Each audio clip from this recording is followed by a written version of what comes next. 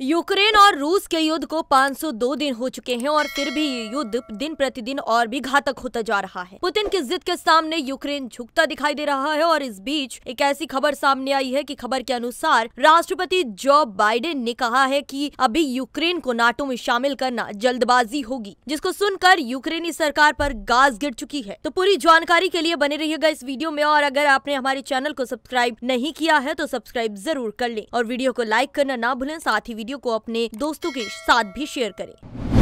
पिछले 502 दिनों से चल रही यूक्रेन और रूस के युद्ध में जहां यूक्रेन अपने आप को रूस की जिद के सामने खड़ा करे हुए है, तो अब लगता है कि उनका मनोबल टूट सकता है, क्योंकि यूक्रेन का नाटो में शामिल होने का सपना टूटता दिखाई दे रहा है। आपको बता दें कि CNN के साथ एक इंटरव्यू में अमेरिका के राष्ट्रपति जो बाइडेन ने कहा है कि यूक्रेन नाटो में शामिल होने के लिए अभी तैयार नहीं है। बाइडेन ने आगे कहा कि यूक्रेन को रूस के साथ जारी यूक्रेन युद्ध को खत्म करने की आवश्यकता है, तभी नाटो इस बारे में कुछ सोच सकता है। बाइडेन इंटरव्यू में कहते हैं कि मुझे नहीं लगता कि युद्ध के बीच नाटो में इस बात पर आम सहमति नहीं है। बाइडेन इंटरव्यू में कहते हैं कि मुझे नहीं लगता कि युद्ध के बीच नाटो में इस बात पर आम सहमति है कि यूक्रेन को नाटो में लाया जाए या नहीं। हम नाटो क्षेत्र के हर इंच को अपने कब्जे में लेने के लिए प्रतिबद्ध हैं। ये एक प्रतिबद्धता है जिसे हम सभी ने निभाया है, और चाहे कुछ भी हो, अगर युद्ध चलता रहेगा तो हम सभी युद्ध में हैं। जो बाइडेन ने कहा कि मैंने यूक्रेन के राष्ट्रपति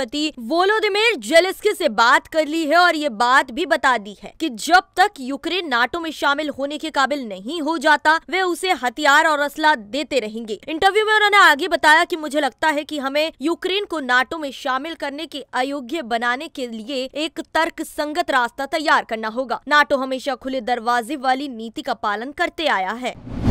यूक्रेन के राष्ट्रपति वोलोदिमीर जेलेंस्की की ये मांग लंबे समय से रही है कि यूक्रेन को नाटो में शामिल किया जाए। इस मांग के चलते जेलेंस्की चाहते हैं कि अगले सप्ताह लिथुआनिया में होने वाली नाटो सदस्य देशों की समिट में यूक्रेन को स्पष्ट रूप से नाटो सदस्य घोषित कर दिया जाए। आपको बता दें कि इस समिट में अमेरिका के राष्ट्रपति जो बाइडेन भी शामिल होंगे। वहीं बीती 7 जुलाई को वोलोदिमीर जेलेंस्की टर्की गए थे। वहाँ वो टर्की के राष्ट्रपति तैयप एर्दोगन से मिले। उन्होंने यूक्रेन के नाटो की सदस्यता के दावे का समर्थन करने के साथ ही यूक्रेन और रूस खाद्यान्न निर्यात समझौते को जारी रखने के लिए प्रयास करने की बात कही थी। आपको बता दें कि रूस यूक्रेन खाद्यान्न निर्यात समझौता प्रमुख खाद्य सामग्रियों और वस्तुओं की अग्रणी आपूर्तिकर्ता देश है, जिसमें गेहूं, मक्का, सूरजमुखी के तेल जैसे सामान शामिल हैं। वहीं साथ ही रूस उर्वरकों का शीर्षक वैश्विक निर्यातक देश भी है। यदि वे खाद्यान्न निर्यात समझौता टूटता है तो दुनिया में भारी अनाज की किल्लत पैदा हो सकती है। इसी को लेकर टर्की के राष्ट्रपति तैयब एक प्रेस वार्ता में कहते हैं कि 17 जुलाई को खत्म हो रही खाद्यान्न निर्यात समझौता दुनिया पर खाद्यान्न का संकट ला सकता है। ये समझौता विश्व में खाद्यान्न की उपलब्धता और उसके मूल्यों में स्थिरता बनाए रखने के लिए जरूरी है। वहीं साथ ही आपको ये भी बताते हैं कि यूक्रेनी राष्ट्रपति जेलेंस्की की मौजूदगी में टर्की ने मारिपोल की लड़ाई में आत्मसमर्पण करने वाले 5 कमांडरों को रिहा किया और उन्हें यूक्रेन जाने की अनुमति भी दे दी। सभी 5 कमांडरों को लेकर जेलेंस्की विमान में कीव लौट आए और साथ ही जेलेंस्की ने 5 कमांडरों के साथ तस्वीर भी साझा की। आपको बताते चले कि इस बात को लेकर रूस ने कड़ा विरोध जताया और इसे कैदियों की रिहाई के लिए टर्की की मध्यस्थता वाले त्रिपक्षीय समझौता को तोड़ना बताया। समझौते के अनुसार इन कमांडरों को टर्की में ही रखना था और युद्ध के दौरान इन्हें यूक्रेन वापस नहीं भेजना था। रूस का कहना है कि यह काम टर्की ने बिना किसी जानकारी के किया है।